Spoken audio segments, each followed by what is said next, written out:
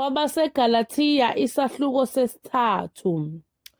Onina maGalathiya angaqondiyo, ngubani oniloyileyo nina enalotshelwa phambi kwamehlo enu umfanekiso kaJesu Kristu ebethelwe esiphambanweni na?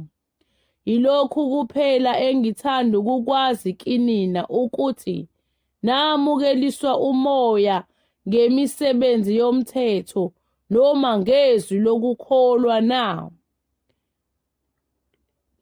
Niwulekile kangaka na? Niqalile kumoya seniyakugcina enyameni na? Nahlupheka kangaka ngeze na? Uma kambe kungeze. Ngakho yena oninikayo umoya noveza imisebenzi yamandla phakathi kwenu ukwenza ngemisebenzi yomthetho noma ngezwi lokukholwa na? Njengalokhu Abrahama wakholwa nguNkulunkulu, wabalelwa kuye ukuthi ngukulunga. Yazini-ke ukuthi abokukholwa yibona bangamadodana ka-Abrahama. Kepha umbhalo ubona ngaphambili ukuthi uNkulunkulu uzakulungisisa abezizwe ngokukholwa, walishumayela ngaphambili ivangeli ku-Abrahama wathi, izizwe zonke ziyakubusiswa kuwe. Njalo-ke abokukholwa bayabusiswa kanye no-Abrahama okholwayo, ngokuba bonke abemisebenzi yomthetho baphansi kwesiqalekiso, ngokuba kulotshiwe ukuthi baqalekisiwe bonke abangemi njalo kukho konke okulotshiweyo encwadini yomthetho ukuba bakwenze. Kepha ukuthi ngomthetho akukho muntu olungisiswayo phambi kukaNkulunkulu kusobala, ngokuba olungileyo uza kuphila ngokukholwa. Ngokuba umthetho awusiwo owokukholwa, kodwa owenza lokhu uyakuphila ngakho.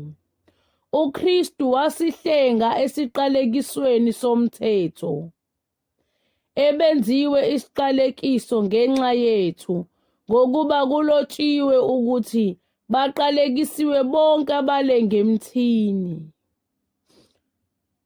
ukuba isibusiso sika-Abrahama ngoKristu Jesu sifike kubo abezizwe, ukuze samukeliswe isithembiso sikamoya ngokukholwa. Bazalwane, ngikhulumiso kwabantu, nokuba kuyintando yokugcina yomuntu eyaqiniswayo, akakho oyichithayo noma enezela kuyo.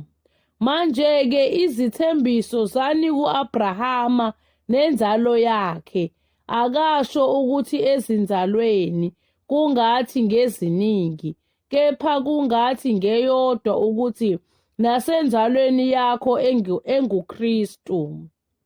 Kepha ngisho lokhu ukuthi isivumelwano esaqiniswa nguNkulunkulu ngaphambili umthetho wavela emva kweminyaka 430 awusesuli uze usichithe isithembiso, ngokuba uma ifa likhona ngomthetho alikho ngesithembiso, kepha uNkulunkulu umnikile lona u-Abrahama ngesithembiso. Pho umthetho uyini na? Wanezelwa ngenxa yeziphambeko, ukuze kufike inzalo enikiwe isithembiso, umisiwe ngezingelosi ngesandla somlamuleli. Kepha umlamuleli kasiye owamunye, kepha uNkulunkulu munye. Pho-ke umthetho uphambene nezithembiso zikaNkulunkulu na? Qha nakanye. Ngokuba uma wawunikiwe umthetho onamandla okuphilisa ngempela, ukulungisiswa ngakuya ngomthetho. Kepha umbhalo uvalele konke phansi kwesono, ukuze isithembiso ngokukholwa nguJesu Kristu siphiwe abakholwayo. Kepha kungakafiki ukukholwa sasigcinwa phansi komthetho, sivalelwe kuze kufike ukukholwa obekuza kwambulwa. Njalo-ke umthetho sewaba ngumlayi wethu wokusiyisa kuKristu ukuze silungisiswe ngokukholwa. Kepha-ke sekufikile ukukholwa, asisephansi komlayi, ngokuba nonke ningabantwana bakaNkulunkulu ngokukholwa kuKristu Jesu. Ngokuba nonke enabhaphathiselwa kuKristu nembatha uKristu. Akukho umJuda nomGreki, akakho oboshiweyo nokhululekileyo, akakho wesilisa nowesifazane, ngokuba nina nonke nimunye kuKristu Jesu. Kepha uma ningabakaKristu, seniyinzalo ka-Abrahama, niyizindlalifa ngokwesethembiso.